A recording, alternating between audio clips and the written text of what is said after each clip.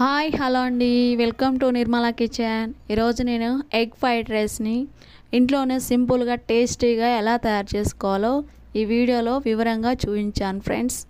ఈ విధంగా చేస్తే చాలా టేస్టీగా ఉంటుంది, చాలా పర్ఫెక్ట్గా కుదురుతుంది. చేసే విధానం కూడా చాలా సింపుల్గా ఉంటుంది, తక్కువ ఇంగ్రీడియంట్స్తో కూడా చేసేసుకోవచ్చు. చూసేయండి, చాలా బాగుంది. తయారు విధానం ఎలాగో చూసేయండి. ముందుగా నేను ఇందులోకి ఎగ్ ఫ్రైడ్ రైస్లోకి 3 పచ్చిమిర్చి, 3 ఆనియన్స్, 2 టమాటోస్, 4 ఎగ్స్ అయితే తీసుకున్నాను ఫ్రెండ్స్. ఈ విధంగా అయితే ముందు రెడీ చేసి ఉంచాను. ఇన్ని తీసుకుంటున్నాను. వీటిని ముందుగా కట్ చేసి ఉంచుదాము.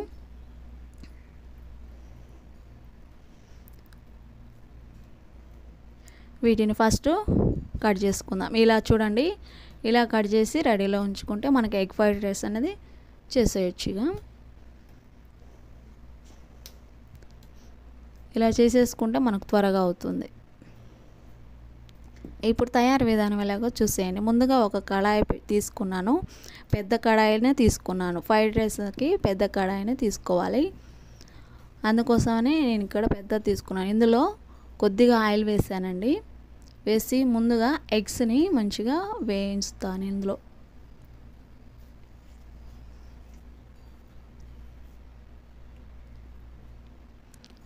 చూడండి, ఇలా అన్నీ ఒకేసారి వేసేసి ఎగ్స్ అన్నీ ఇలా కొట్టేసిన తర్వాత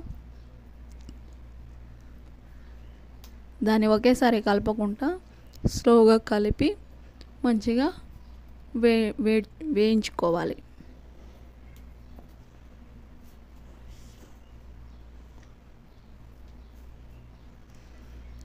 ఇలా మంచిగా వేయించుకోవాలి. చూడండి,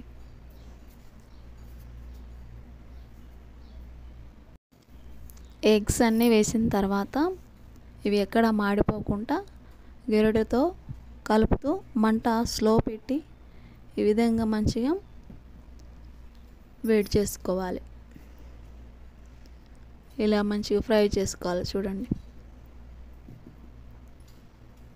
ఇలా చేసిన తర్వాత ఇందులోని కొంచెం సాల్ట్, పసుపు, కొద్దిగా మిరియాల పొడి కూడా వేసేసుకుంటే బాగుంటుంది.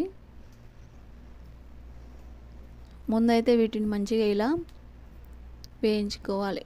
ఆయిల్ కొంచెం తక్కువ అయినట్టయితే కొద్దిగా వేసేసుకోవచ్చు.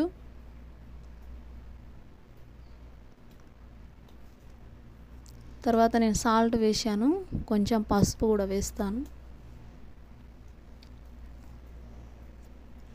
సాల్ట్ అంతా మంచిగా ఎగ్స్కి పట్టేలా కలిపి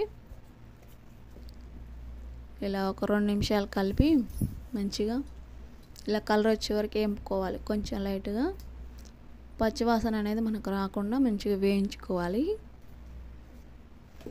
ఇప్పుడు ఇందులోనే కొంచెం పసుపు కూడా యాడ్ చేస్తున్నాను. అలాగే మిరియాల పొడి లేదా కొంచెం మసాలా ఉంటుంది కదా, అది యాడ్ చేసుకోవాలి. ఎక్కువ కాదండి, చిటికెడే వేసి ఇలా మంచిగా కలుపుకోవాలి. ఇలా కలుపుకొని మంచిగా మంట స్లో ఉంచి ఈ విధంగా మనమైతే మంచిగా వేయించుకోవాలి.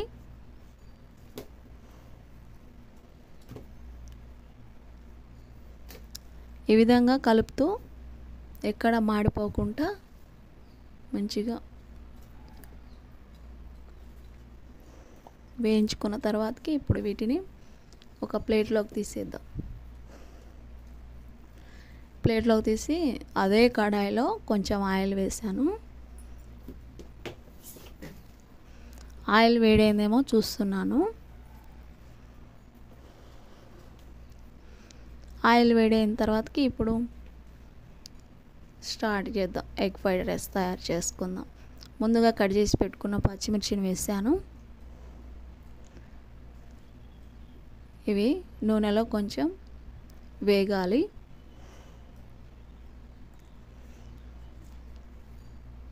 ఇవి వేగిన తర్వాత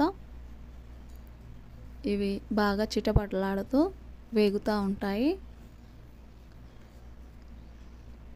ఇప్పుడు ఆనియన్స్ కూడా వేసేద్దాము. ఆనియన్ ముక్కలు కూడా వేసేసి మంచిగా కలుపుదాము.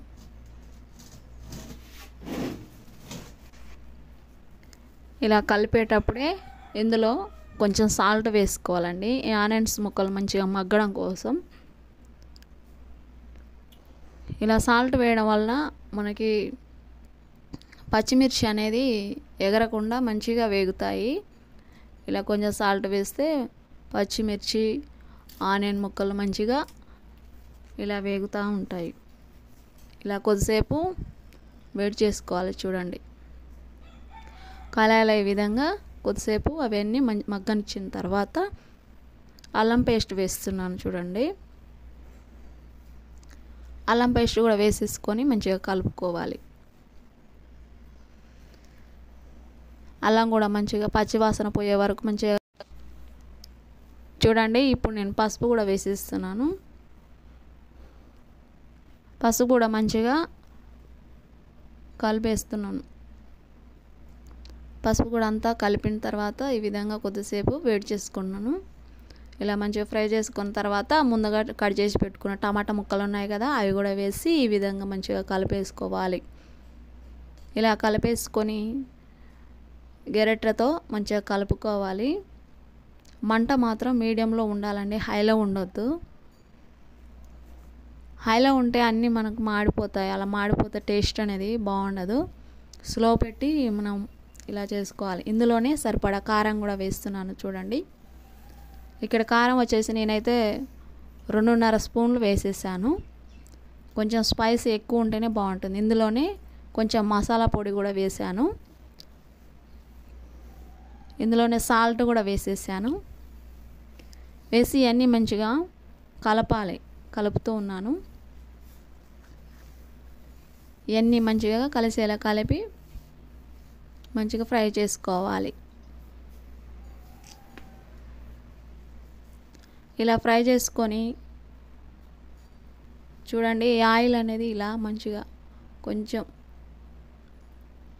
చూడండి ఇలా బయటకు వస్తే మనకు మంచిగా అవన్నీ వేగినట్టు. ఇప్పుడు ముందుగా పొలు చేసుకున్న అన్నం ఉంది కదా, అది వేసేస్తున్నాను. ఇది వేసేసి మంచిగా అంతా కలిసేలా కలుపుకోవాలి.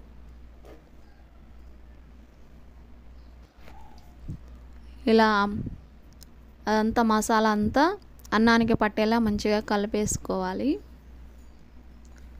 ఇలా కలుపుకొని ఇందులోనే సాల్ట్ సరిపోయిందా లేదా అని చెక్ చేసుకోవాలి. చెక్ చేసుకొని సాల్ట్ సరిపోతేనేమో ఏమి వేసుకోవద్దు. సరిపోకుంటే ఇప్పుడే కొంచెం వేసేసుకుంటే ఫ్రైడ్ రైస్ అనేది చాలా బాగుంటుంది. అలా అని ఎక్కువ వేసుకోవద్దు, తక్కువ వేసుకోవద్దు, సరిపడా వేసేసుకోవాలి. వేసేసుకొని మంచిగా ఈ విధంగా మంట స్లో ఉంచి మంచిగా కలిపేసుకోవాలి. అదంతా అన్నానికి చక్కగా పడుతుంది. తర్వాత ముందుగా మనం వేయించి పెట్టుకున్న ఎగ్స్ ఉన్నాయి కదా, అది కూడా వేసేస్తున్నాను.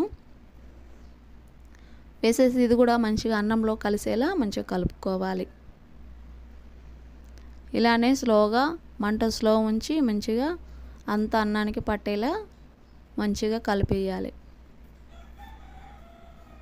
ఇలా మనం స్లోగా కలుపుతుంటే అన్నం అంతా మంచిగా ఎగ్స్ అన్నీ పట్టి మంచిగా టేస్టీగా ఉంటుంది.